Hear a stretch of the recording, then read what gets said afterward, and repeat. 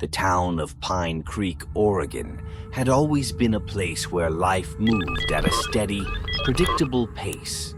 Nestled deep within the towering pines, it was the kind of town where everyone knew everyone, and nothing much ever happened.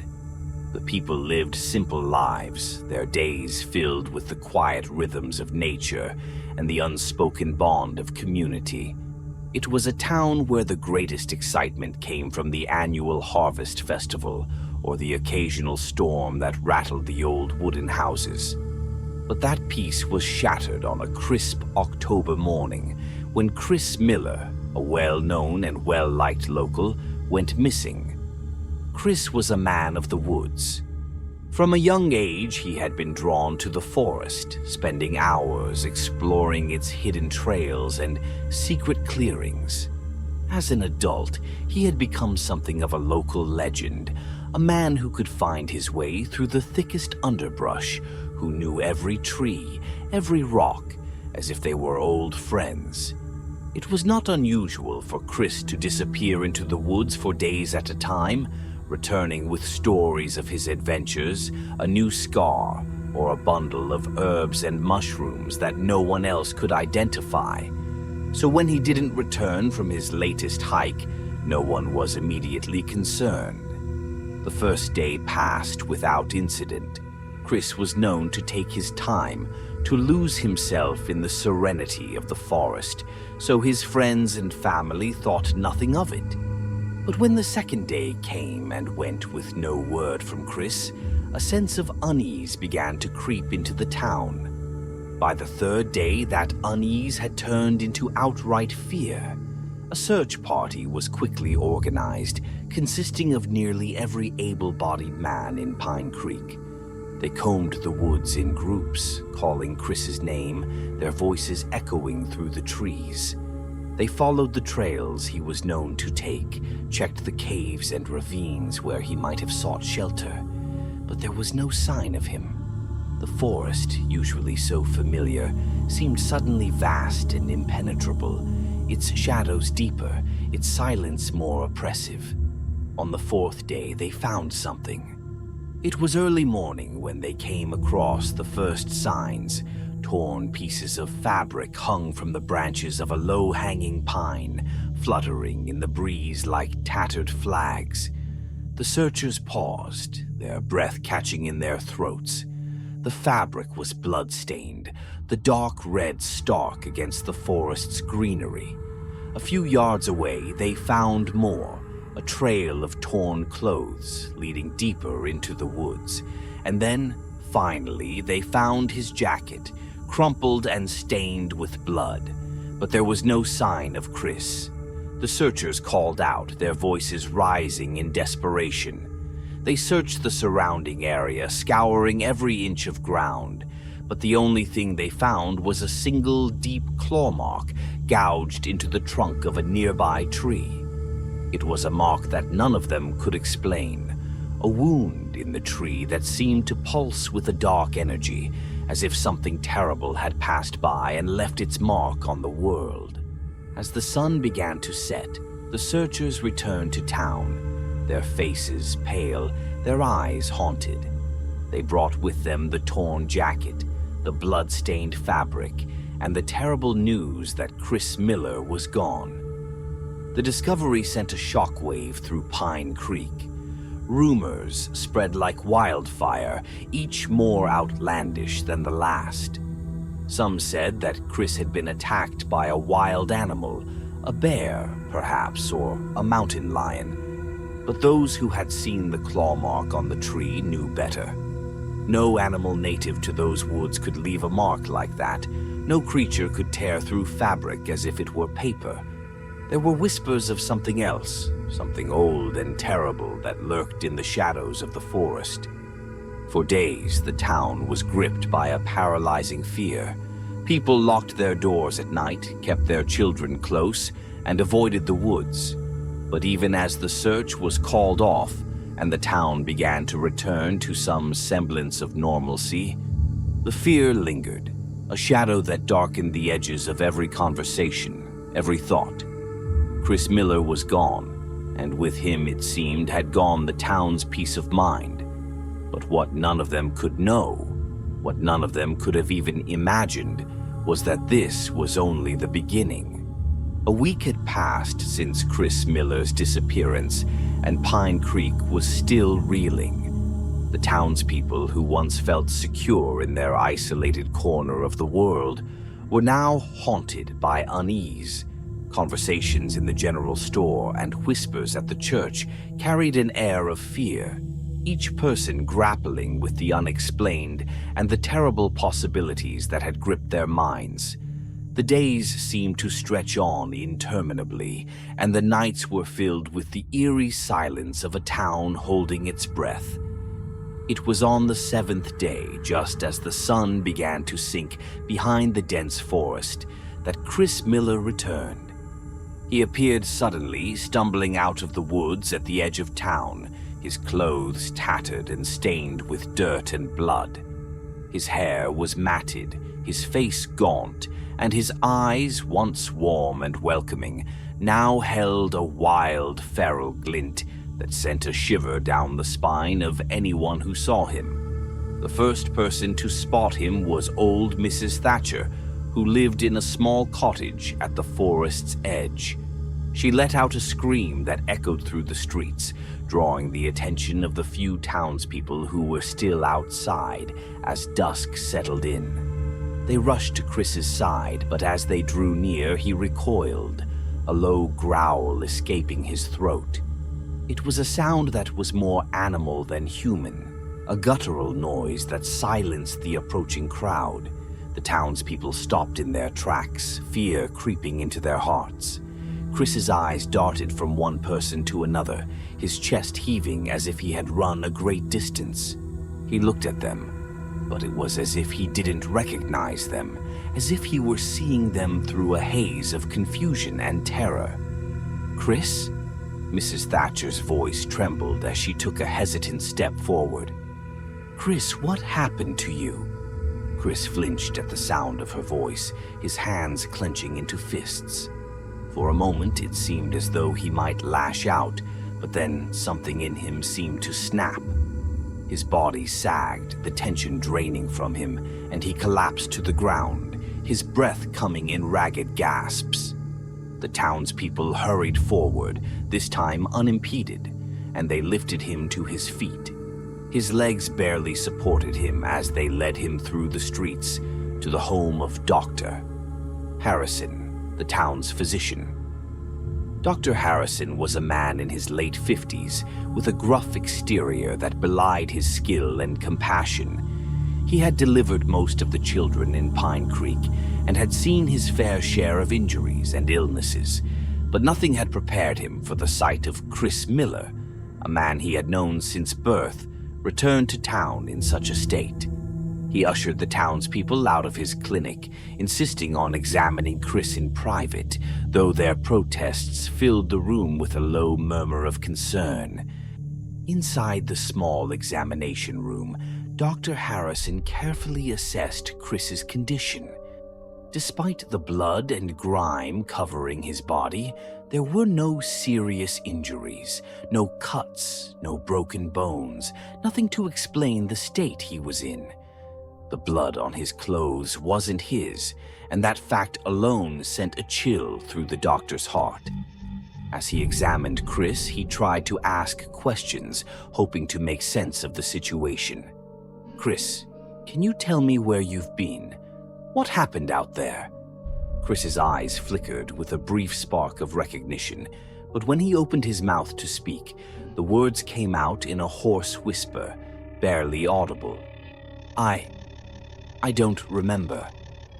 Dr. Harrison leaned in closer, his brow furrowing. "Anything at all?" "The last thing you remember." Chris's hand trembled as he ran it through his hair, his eyes darting around the room as if searching for something, some memory, some fragment of the past week. I remember the woods, running through the woods, but not like myself, like I was something else. The doctor's heart skipped a beat.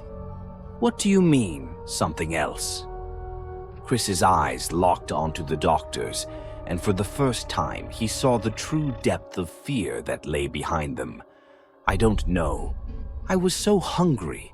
There was blood, so much blood, but it wasn't mine. I don't know whose it was. His voice cracked, and he buried his face in his hands, his body shaking with sobs. Dr. Harrison watched him in silence, the implications of Chris's words heavy in the air. He had heard tales of men lost in the wilderness, driven mad by hunger or isolation, but this was different. There was something darker at play here, something that defied explanation. The doctor's mind raced, trying to piece together what could have happened, but the more he thought, the more elusive the answers became. Eventually, Dr. Harrison helped Chris to a cot in the back room, where he fell into a deep, restless sleep. The doctor sat beside him, watching over him, his thoughts troubled. He knew he needed to inform the town, to tell them what little he had learned, but how could he explain what he himself didn't understand?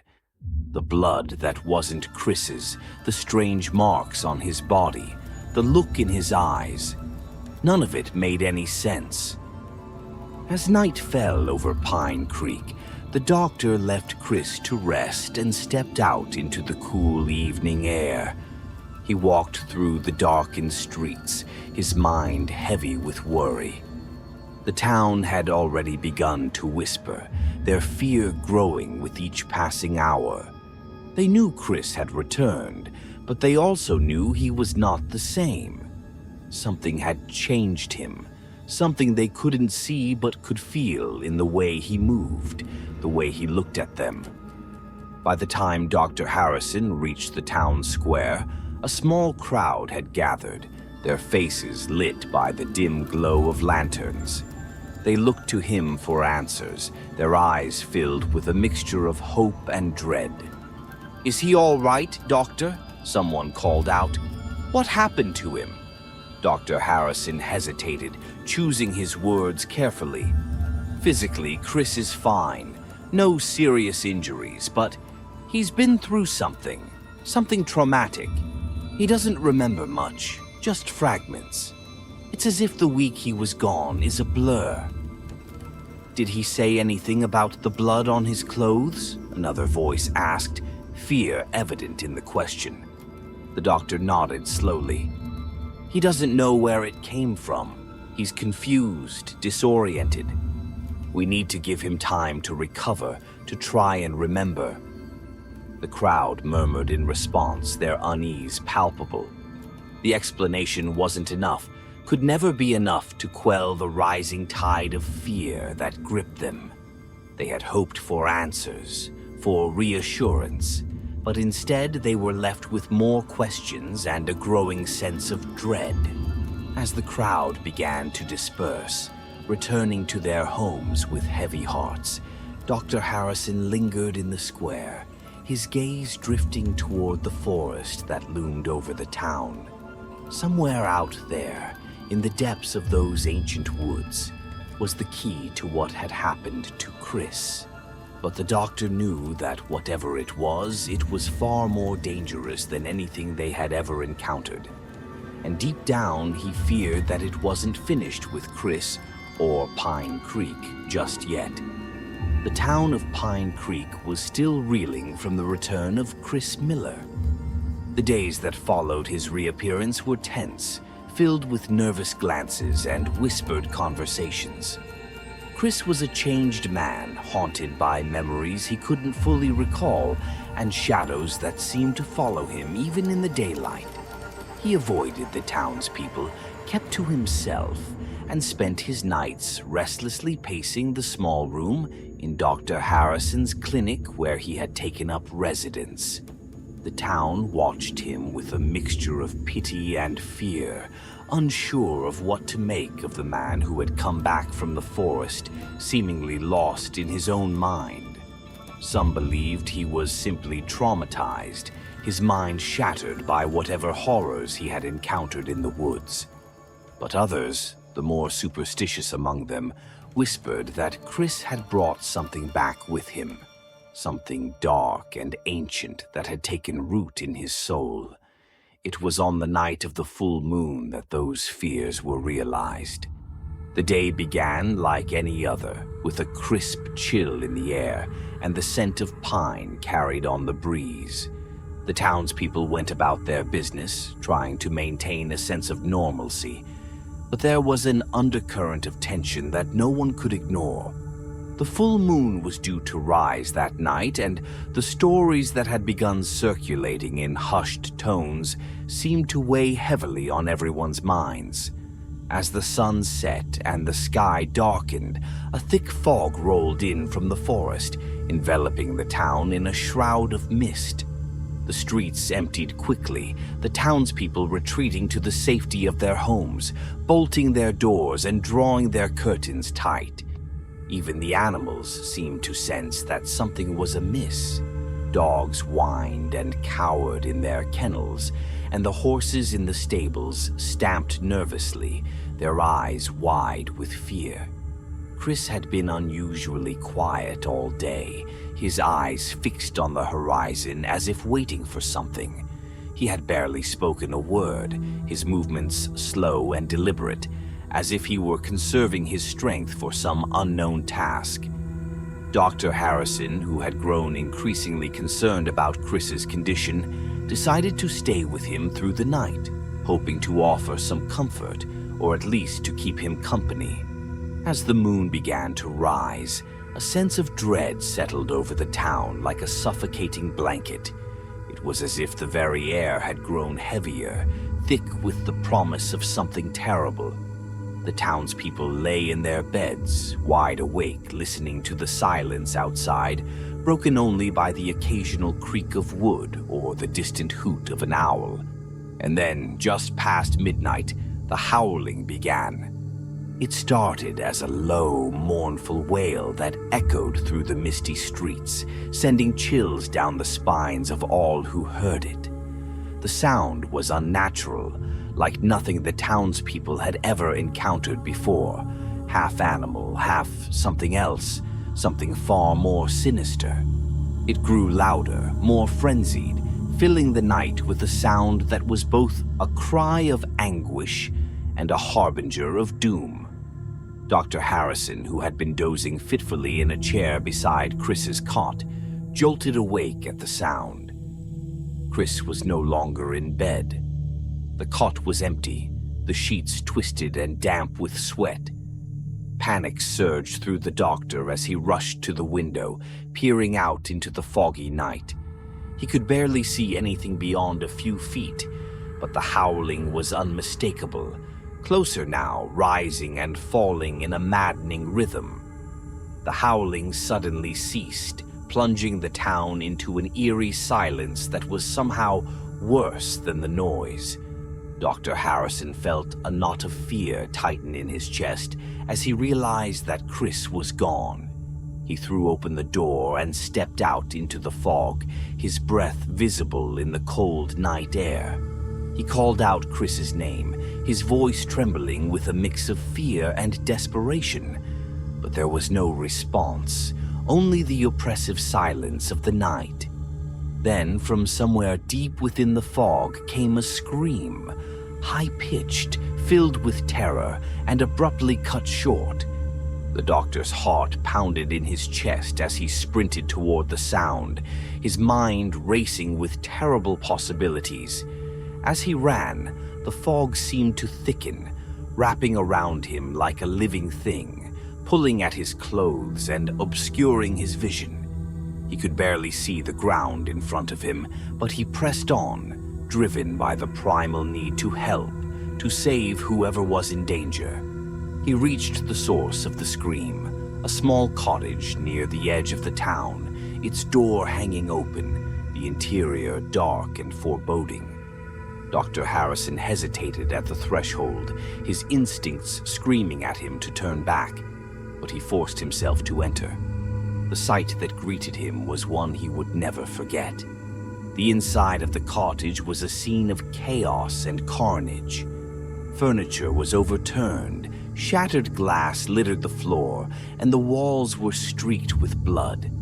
The smell of coppery blood and something far fouler assaulted his senses, making his stomach churn. And there, in the center of the room, lay the body of Mary Harper, the sheriff's wife, her lifeless eyes staring blankly at the ceiling. Her body was torn apart, her throat slashed open in a way that no human could have done. The deep, ragged gashes that marred her flesh were the work of something feral, something monstrous. Dr. Harrison recoiled, bile rising in his throat as he struggled to make sense of what he was seeing. This was no animal attack. It was something much worse. A sound from behind him made the doctor whirl around, his heart leaping into his throat. Through the fog that had seeped into the cottage, he saw movement, something large and dark shifting in the shadows just outside the door. His pulse pounded in his ears as he strained to see, to make out what was lurking just beyond the threshold. And then it stepped into the light. The creature was massive, towering over Dr. Harrison, with a presence that was both terrifying and unreal. It was covered in thick, dark fur, matted with blood and dirt, and its eyes glowed with a sickly, unnatural light. Its mouth, filled with sharp, jagged teeth, was smeared with blood, the remnants of its gruesome meal. The creature's limbs were long and powerful, its claws gleaming in the dim light as it stalked closer, each step heavy and deliberate. For a moment, the doctor was frozen in place, unable to move, unable to think. The creature's eyes locked onto his, and in that instant, he felt as though he were staring into the very heart of darkness itself, an ancient, primal force that had no place in the world of men. But then something flickered in the creature's gaze, something that made Dr. Harrison's blood run cold. For just a moment, beneath the savage hunger, he thought he saw a glimmer of recognition, a flash of something human. "Chris," the doctor whispered, his voice barely audible. The creature snarled, a sound that was more agony than anger, and for a moment it hesitated, its massive frame trembling as if caught in some terrible internal struggle. Then, with a roar that shook the walls of the cottage, it lunged at Dr. Harrison. The doctor barely had time to react, diving to the side as the creature's claws slashed through the air where he had been standing. He hit the ground hard, the impact knocking the wind out of him. Scrambling to his feet, he stumbled toward the door, driven by sheer survival instinct. He could hear the creature behind him, its growls growing louder, more desperate, as if it were fighting against its own nature. Dr. Harrison burst out of the cottage, running blindly through the fog, his breath coming in ragged gasps. The town was eerily silent, the thick mist swallowing up any sound as he ran. His mind was a whirl of terror and disbelief. The image of the creature, of Chris, burned into his memory. He didn't stop running until he reached the town square, where a few brave souls had gathered, drawn out of their homes by the screams and the terrible noises that had followed. "Lock your doors! Stay inside!" Dr. Harrison shouted, his voice hoarse from fear and exertion. "There's something out there. Something. It's Chris, but he's changed." The few people in the square stared at him in stunned silence, their faces pale with fear. They didn't need to be told twice. Panic set in, and they fled back to their homes, slamming doors and bolting locks, praying that the walls would keep them safe from whatever horror lurked in the fog. Dr. Harrison, too, sought refuge, though his mind raced with thoughts of what he had seen. He knew he should have gone straight to the sheriff, But the sight of Mary's body, the knowledge of what Chris had become, was too much to bear. He barricaded himself in his clinic, his hands shaking as he locked the door and drew the curtains tight. But even in the safety of his clinic, he could still hear the sounds of the creature outside. It moved through the streets with a feral grace, its growls echoing off the walls of the town's buildings. There were more screams, distant and agonizing, followed by the sickening sound of wood splintering and glass shattering. The creature was hunting, and Pine Creek was its prey. The night seemed to stretch on forever, the terror unrelenting as the full moon cast its cold light over the town. Dr. Harrison could do nothing but listen, each sound driving him deeper into despair. It felt like hours before the howling and growling began to fade, the creature retreating back into the fog as the first light of dawn broke over the horizon. When the morning finally came, the townspeople emerged from their homes, their faces ashen and their eyes hollow with fear. The square was a scene of devastation, windows smashed, doors torn from their hinges, and blood smeared across the cobblestones. The creature had vanished, leaving behind only destruction and death. And in the woods, at the very edge of the town, they found Chris Miller. He was unconscious, lying in the dirt, his clothes torn and his body covered in blood. But this time, the blood wasn't from someone else.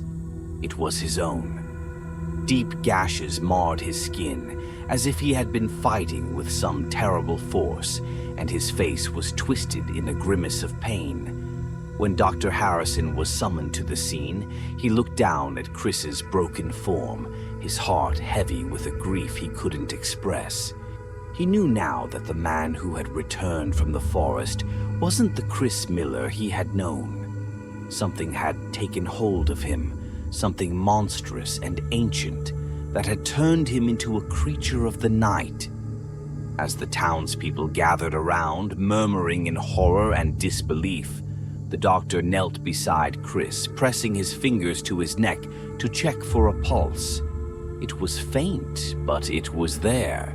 Chris was alive, but for how long? And what would happen the next time the full moon rose? Dr. Harrison knew he had to find a way to save Chris, to break the curse that had turned him into a monster. But as he looked out at the devastation that had been wrought upon Pine Creek, he couldn't help but wonder if it was already too late. The curse of the werewolf had returned, and Pine Creek would never be the same again. The aftermath of the attack left Pine Creek in a state of shock. The once quiet town was now a place of fear, its streets haunted by the memory of that terrible night. The creature had vanished with the dawn, but the destruction it left behind was undeniable.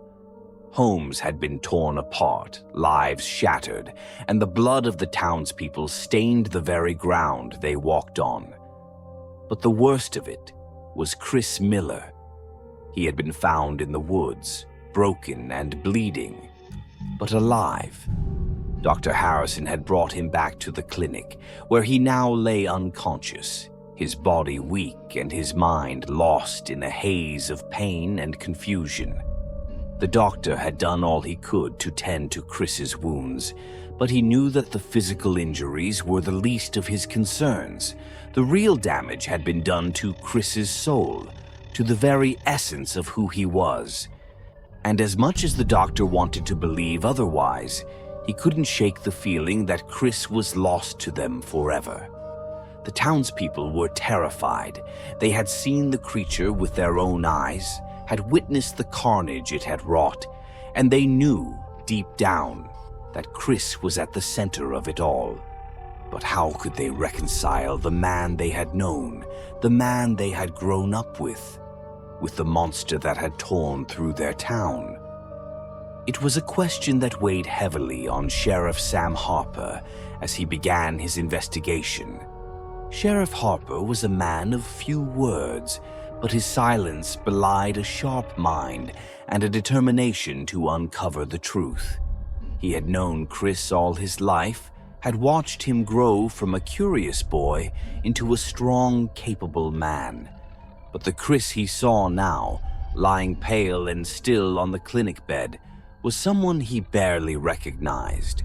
The sheriff knew he had to find answers, not just for himself, but for the town, for the people who were looking to him to make sense of the madness that had descended upon them. He began by retracing Chris's steps, starting with the week he had gone missing.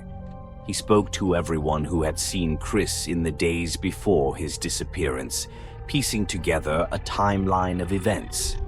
But the more he learned, the more questions arose. Chris had been his usual self before the hike, nothing out of the ordinary, no signs of distress or fear. So what had happened to him in those woods? What had turned him into the creature that had terrorized Pine Creek? The sheriff delved into the town's history, combing through old records and forgotten tales in search of a clue. It was in the dusty pages of an old ledger buried in the back of the town's library that he found the first hint of an answer.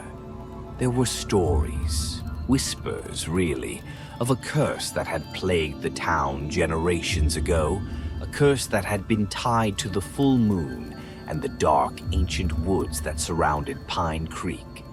The legend spoke of a man long ago who had been bitten by a strange wolf-like creature deep in the forest. The man had returned to town, much like Chris, confused and disoriented, only to transform into a beast when the full moon rose.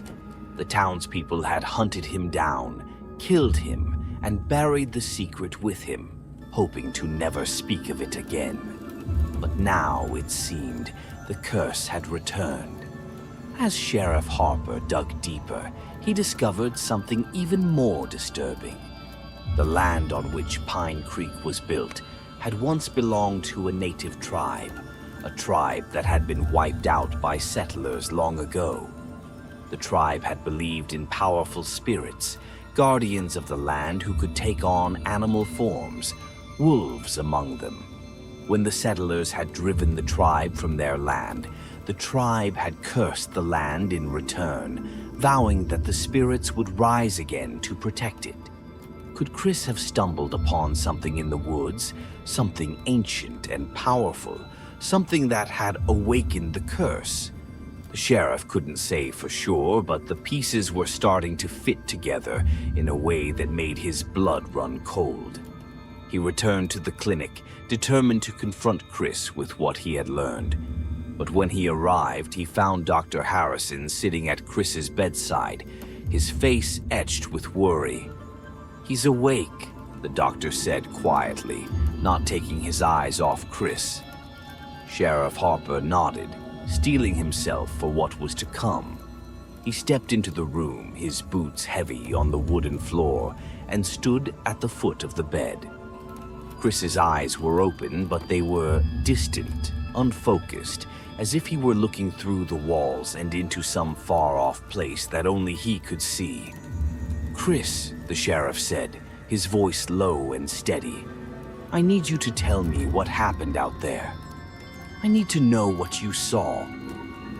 Chris didn't respond at first.